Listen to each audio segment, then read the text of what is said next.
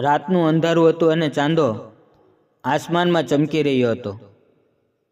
ધીમો ધીમો વરસાદ વરસી રહ્યો હતો. મધુના લગ્નને 2 વર્ષ થઈ ગયા હતા. નાનપણથી મધુ ખૂબ જ સુંદર અને રૂપાળી હતી. 17 વર્ષની ઉંમરમાં મધુના લગ્ન થઈ ગયા. મધુનો પતિ એક પહાડી પહેલવાન હતો, એટલે મધુ ખૂબ જ ખુશ હતી. પરંતુ ધીમે ધીમે સમય જતાં મજા આવતી બંધ થઈ ગઈ અને 2 વર્ષ પછી એવા હાલાત ઊભા થયા જે તેણે ક્યારેય વિચાર્યું પણ નહોતું. મધુના પતિ 4 મહિના માટે બહાર રોડ ઉપર જતો રહ્યો.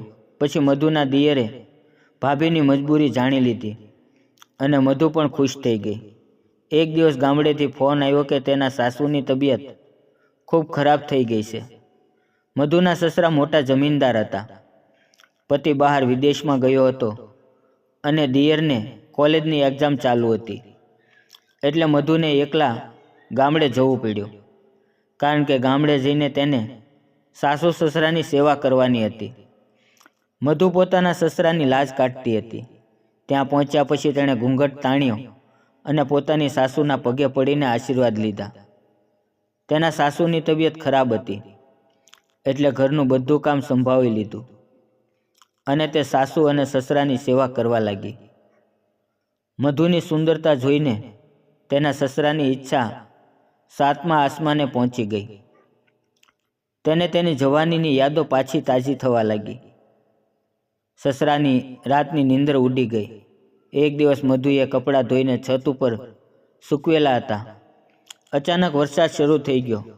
મધુ પોતાના કપડાં લેવા માટે ઉપર ગઈ. તેની પાછળ જતા રહ્યા. તે પણ મધુની સાથે કપડાં ભેગા કરવા લાગ્યા. તો સસરાના હાથમાં મધુના કપડાં આવ્યા અને તે થોડા ચડ્ડા ફાટી ગયા હતા. મધુ અને સસરા બંને વરસાદને લીધે પલળી ગયા. ઠંડા વરસાદને લીધે મધુના સસરાને ખૂબ જ ઠંડી લાગવા લાગી અને અચાનક તેનો પગ લપસી પડ્યો. મધુએ તેને હાથ રાખીને સહારો આપ્યો. એ બંનેની નજર એક થઈ. મધુ પણ 2 મહિનાથી સેવા કરીને પોતાના પતિની રાહ જોઈ રહી હતી અને તેને પણ ઠંડી ઉડાડવા માટે કોઈ એવી વસ્તુની જરૂર હતી જે તેની ઠંડી ઉડાડી નાખે. અને પછી વીજળીના કડાકાની સાથે મધુ પોતાના સસરાની બાહોમાં પોતાનું માથું સંતાડી દીધું અને એ 65 વર્ષના ડોસાએ આજે પોતાની 18 વર્ષની જવાની યાદ આવી અને તેના શરીરની અંદર એક અજબ પ્રકારની તાકાત દોડવા લાગી અને એણે પોતાને વહુને ઠંડીથી બચવા માટે એવી વસ્તુ આપી કે ચાલુ વરસાદે પરસેવો થઈ ગયો. અને છેલ્લે મધુ બોલી કે દાદા, તમે કહેવતને ઉલટી કરી નાખી છે. બાપ કરતાં બેટો સવાયો હોય. આજે એ કહેવત તમે ખોટી પાડી. તમે તમારા દીકરા કરતાં પણ સવાયા છો. નહીતર કોઈ લગાતાર 2 વાર પાણીનો બાટલો નથી તોડતું. થોડા દિવસ પડી વાડીની અંદર બાજરી પણ પાકી ગઈ. એટલે સસરાએ મધુને કહ્યું, દીકરા, હું વાડીએ જાઉં છું. તમે બપોર વખતે ભાત લઈને આવજો. મધુ પણ ખૂબ ખુશ થઈ ગઈ.